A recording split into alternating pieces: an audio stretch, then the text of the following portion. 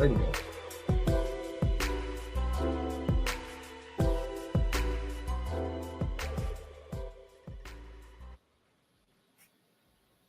What is going on, everybody? I am Rob Westerman III of GBP Daily, and thank you for tuning into you guessed it, Rob Westerman Show. You can find me all over the social sphere at GBP Daily.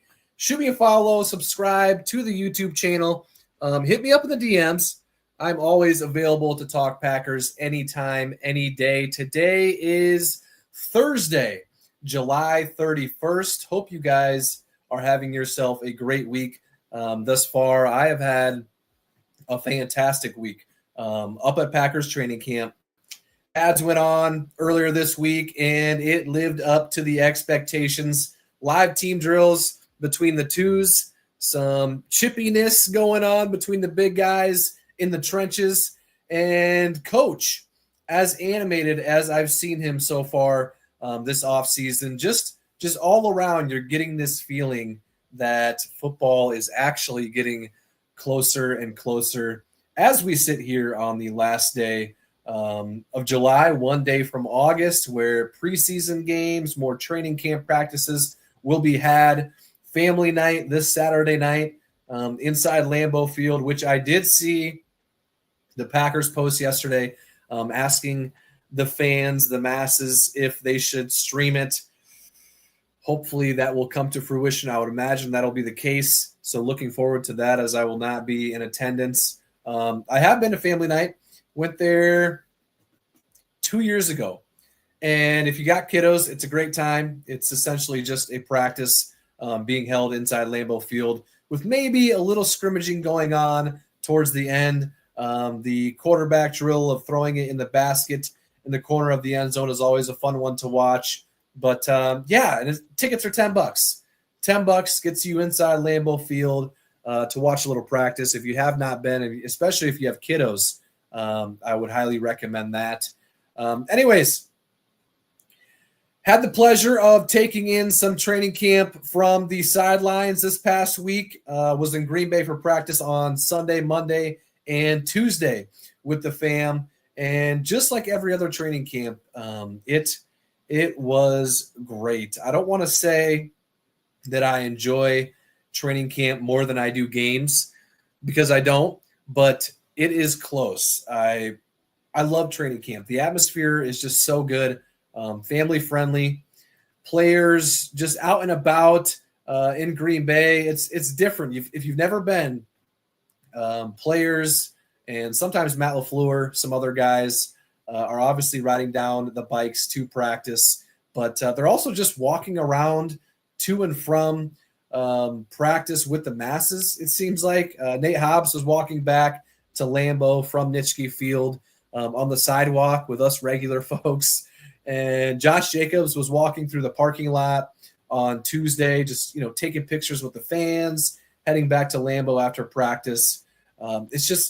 It's got this ultimate like residential vibe, and everybody's just kind of hanging out in the Lambeau area. Gutekunst and Ed Policy, we're just out there walking around, like things that you just don't see at other training camps. So yeah, love me some training camp. Been every year for quite a while now, and yeah, if you have not been, highly recommend that as well. Tons of stuff to get into. Some things that are at the top of my mind right now. From this past week of practice, Rasheed Walker forced to take a lap during practice on Tuesday.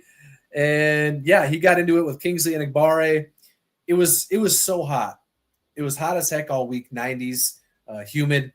They've got the pads on. The big guys are smashing into each other just about every play. And yeah, things got a little out of hand. And this was the most fired up that I've seen Matt all camp. After the scuffle, he pretty much kicked off the first team offense that was out there doing team, and yeah, made Rasheed Walker do a lap. He came over to Rasheed, and they were about 5 feet in front of me and just chewed him out. Was just yelling at him, saying some pretty explicit words towards him, pretty pissed off. And yeah, said, hey, take a lap. offense, you're off the field. Rashid, take a lap. And what was cool was Josh Jacobs, who has been the ultimate leader, clear-cut leader of the team, in my opinion, at least all of camp. He kind of talks with him a little bit right after that happens and then joins him to take a lap around the field, which is cool to see. Tucker Kraft as well. He hopped over there with Rashid and took a jog around the field, and so did the rest of the O-line group. They also went with him. Just kind of a cool thing to see. Basically, everyone saying, hey, we've got your back. If you've got to run, we'll run with you, type of thing. And Rashid definitely deserved it. It's not like the offensive guys were, kind of protesting the take a lap thing. It was just it was a cool thing to see. There was a ton of cool plays during camp, of course, but stuff like that going on was one of the cooler things I saw this week for sure. All right, what do we got going on in the chat? You guys are cooking it up. Appreciate you guys as always for hopping on, talking some Packers. Who's in the house? My man Monk's over here. What's your prediction for which receiver on the team will end the year with the most yards? Well, it's been Jaden Reed the last couple of years. He's been the leading receiver last year and the year before. So 2 straight years he's been the lead guy. I don't know if it'll be Jaden again this year. My heart wants to say Romeo Dobbs, if he can stay healthy and not miss any time. You remember last year, excuse me. You remember last year he missed time with the concussions and being suspended for a game for kind of throwing a fit about his role in the offense. So if he doesn't miss any time, I'm going to go with Romeo. Thank you, Monk, for hopping on. Appreciate you as always. Joey at work, but checking in. Joey, get back to work, my man. You're not missing anything over here. Just playing. Appreciate you hopping on, Joey. Thank you. Armin, any conversations between the players or coaches that you heard while on the field? What's up, Armin? Before going to the sidelines, you pretty much get the rundown on what not to do.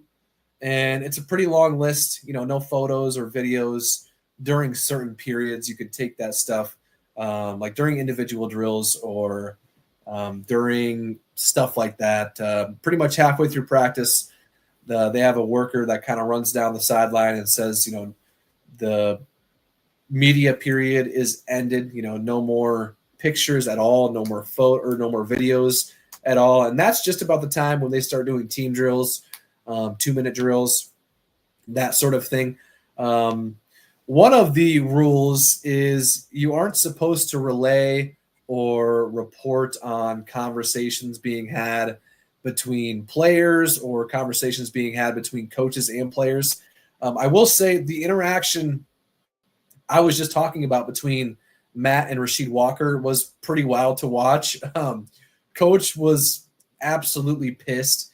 Rightfully so. I'm not sure what exactly went down between Sheed and Kingsley, but I think there might have been maybe a punch thrown or something to that, sort of level. But to watch Matt chew him out and tell him to take a lap just kind of reminded me of some old school football vibes type thing. And it was 5 feet in front of me. It seemed like I was getting yelled at. I was like, oh shoot. It was pretty cool to see. I would have to refrain from, I didn't really hear a ton of other stuff. There's music blaring from the speakers, and yeah, so it's not like you really hear a ton when you're sitting on the sidelines, but being up that close to Matt, just chewing him out, yeah, that was pretty cool. So I would have to say that for sure. Appreciate you, Armin, for tuning in, hopping on. Always appreciate you doing that. Aaron, my man, miss these lives. I miss you, my man. Appreciate you tuning in. Riley, Marshawn Lloyd injured again. This pains me. Riley, I'm with you. We know how last year went. Injured in OTAs and minicamp, injured part of training camp, and then only logged 10 total snaps during the regular season due to multiple different things. One of them being the appendix removal. That one ended his season. So just an unfortunate thing so far for Marshawn. Now, this last injury did come on the play where Nate Hobbs took him out during teams when they obviously weren't going full speed. So coach did say that the injury happened on a cut that he made before he was hit. So the hit had nothing to do with it, according to Matt LaFleur. But Josh Jacobs did say in the locker room after practice on Tuesday that it is not long-term. So hopefully he'll be back sooner rather than later. Lisa, coolest thing you saw this past weekend at camp? Oh, man, I mean, the entire weekend was great. The vibe obviously is just awesome whenever you're in Green Bay, whether you're at a game, whether that's training camp. So, yeah, tons of cool things this past weekend. With being on the sideline was amazing, checking things out from a different vantage point compared to past years. It's great to see how serious everything is on the practice field, every single drill, every single play. But at the same exact time, these guys, they're having fun out there. I was standing right behind Xavier McKinney and Evan Williams doing a fumble, punch the ball out drill. And they're probably, 5-10 feet in front of me. The ball bounces to the kid next to me, and X comes over. He picks it up. He hands it to him, tells them to, hold it high and tight, and does that same drill with the fan, punches it out playfully. And just a cool mix of, complete seriousness and also having these little moments of, hey, we're out here to have fun. And yeah, it's just cool to see that. So I would have to say, that's probably the coolest thing that I saw. Of course, watching all the guys ride down to practice is always fun, especially for the kiddos. I know my daughter was high-fiving as many as she could during that, before and after practice. I brought up a few things to get signed, and thankfully got what I was wanting to add to the collection. So that's always great when the players take time for the fans. Everything was cool. Everything was cool besides the weather. It was probably 90, low 90s and humid Sunday, Monday, and Tuesday. So always a great time at training camp. My man Jeremy's in the house. Thanks for hopping in, Jeremy. Appreciate you. Brandon, how is wide receiver 1 Matthew Golden looking? You've already got him at number 1, huh? I personally won't go as far as saying he's wide receiver 1. Of course, is super, super early. And I know that's in jest, I'm sure. But, he's been balling out. Seems like he's made a play or two every single day. He was a part of the Nate Hobbs interception on, I believe that was Monday. The throw from Jordan was a little high, went off MG's hands, and then Hobbs came down with it. It would have been a great catch for sure, but I don't put that one on MG. But he's had a big play just about every single day. On Tuesday, had a big one against Carrington Valentine down the field for a 50-ish yard touchdown. Also battled with CV on a shorter route where he fought back through the contact to make the catch. His hands seem so strong. He's always making the catch just about every time the ball is thrown his way, and he's quick. Yeah, he's quick, and we all know those things. So, but before labeling him wide receiver 1, he's got to put it together in a real game, and then continue to do that, week in and week out. So, if it were me, I would say right now Romeo Doubs is wide receiver 1. He's caught everything thrown his way so far in camp, and Jordan Love has talked about him multiple times regarding his hands. So I know Jaden Reed is probably the popular answer if we had to name a wide receiver 1, which I don't think we have to do. But I think Romeo is Jordan's go-to guy as it stands right now. Can MG get there? We'll have to wait and see. He's got the talent. There's no question about that. So thank you, Brandon, for hopping in.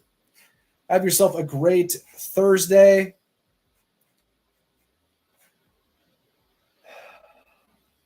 All right, guys, that is going to do it for me today. Thank you for tuning in. Always love talking Packers with you guys. Hit me up on social media at GBP Daily.